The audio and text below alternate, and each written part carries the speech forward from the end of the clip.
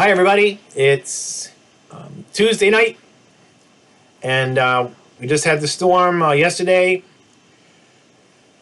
And on Nextdoor.com, there's a lot of people, complaining about that the roads aren't plowed and that we still don't have power. And it's really disheartening because they're just not thinking objectively about the situation. Why isn't my road plowed 24 hours after the storm? Well, it's almost as if they think there's a 1-to-1 ratio between the number of trucks that the county has and the number of roads. That way, one truck only has one road to plow, and they plow it right away, and then that's good. Everybody's good. Well, that's not going to happen. Can you imagine how many trucks there would have to be? How many drivers that would need to be trained and certified and paid to be on hand to do this? The maintenance of those vehicles, where would they be stored? All right, so the taxes would go up. Either taxes would go up or money would come from other programs within the county. There has to be a balance. So with the number of trucks they have, the number of plows they have to prioritize. Anytime you have limited resources, you have to prioritize. So you should note they hit the major roads first. After that, they can go off into the other roads. Now, for the people complaining that, it's been 24 hours, the county's incompetent for not plowing my road. Well, had they plowed your road in less than 24 hours or at the 24-hour mark, somebody else would have said, oh, the county is incompetent. It's under mismanagement. What is wrong with them? It's been 24 hours. You can't have everything. Then there's the power company, the useless power company. Well, if you haven't noticed, there is a lot of trees that fell down. A lot of branches fell down. A lot of those branches hit power lines, telephone lines, internet cable lines. So, it takes a while to put up. And it's not just one break per whatever you want to call it. One lineman that's on the Nextdoor.com, he said it's almost every house. Now, maybe that's an exaggeration, but still, there's multiple breaks on the same line that need to be fixed. And it's not like you just get the wires and hook them together and duct tape them together. All right, there's a process. Shutting off power. Shutting off power to that point where the break is so that you can safely connect the wires or replace wires. Maybe the wires were stretched. I don't know. Maybe the wires were so badly damaged that they need to be stretched. So now you need to replace a whole span of wires and connect them at both ends. So there's some technicalities to it. There's time to it. And like someone else said earlier, those power trucks, they have to travel on the same unplowed roads as everyone else. So again, it takes time. Also, and again, there was just a massive set of tornadoes in our Midwest. One tornado went 200 miles or something like that, destroying everything in its path. So it's likely that some of the power trucks that would be here to fix our power lines are out in the Midwest because they do shift them around. Okay, they shift them around. So we got people with no homes and no power, and that's probably where some of these resources are. And here we are in our houses that really haven't been hurt unless a tree fell on the roof. But we don't have power either. So again, please be objective about this. And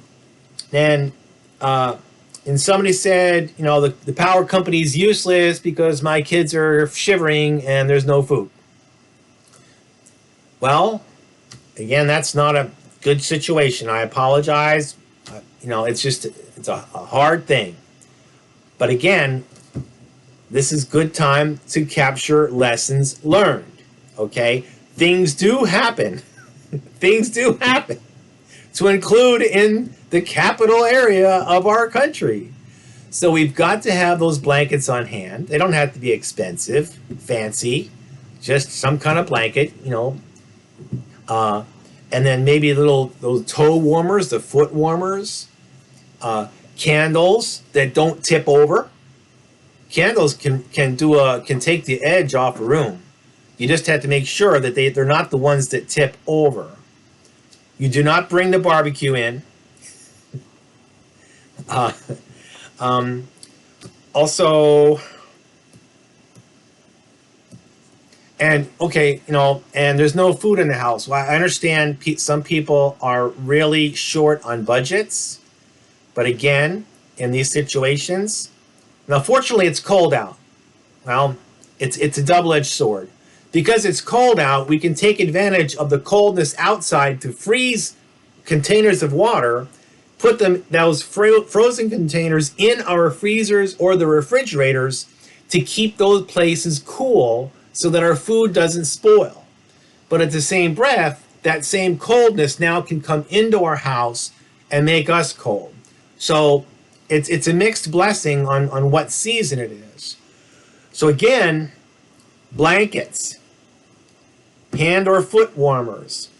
And someone said they slept with their dog. They put their kids and their dogs together, put them under blankets, and you should be good to go. Not to mention, you can always maybe jump in your car or go to a friend's house where they do have power. So again, a little coordination, a little awareness. Okay, my neighborhood's out of power. Where can I go? Okay. So we don't need to be calling the power company users. And again, it's in the power country's best interest to get everything up and running. Because if nobody's using electricity because the lines are down, that means that the electric company is not getting any money. So it is in their interest, their selfish capitalistic interests, to get these wires up. So, they're not sitting on their thumbs, all right? So it's just a matter of their resources. Again, they're not going to have one power fixing truck for every road. And when every road can have multiple instances of a broken wire or a pole what happens when a pole gets cracked? Because somebody was driving too fast, they went off the road, they hit the pole. They cracked the pole. Well, now you got to put in a new pole, dig a hole, or strap the new one to the old one, whatever they're going to do. And then all those wires that were on the old pole got to be migrated over to the new pole. You don't do that in a blink of an eye. So again, if we are prepared, if we as individuals and as families are prepared for all these things because we know they can happen, when they do happen, it helps to lessen the burden. We can be prepared inside our homes for food and heat and water and flashlights, candles, warmers, or we can jump in our cars and maybe go somewhere else until such time as it's better. But again, there's absolutely no rationale for calling the power company useless, and there's no rationale for criticizing, for saying that the county is incompetent and unprepared. Not when we had this major storm at a time where there were tornadoes somewhere else. There's, resources get shifted around, and there's only so much. All right, so let's take it easy. Let's let people fix this so that, they don't want to lag out there either. They're working at night away from their families, away from their poker games, away from their beer, away from whatever they want to do, they're away from it, okay? Trying to plow these roads and fix the wires. So just give them a break, let them do things as best they can.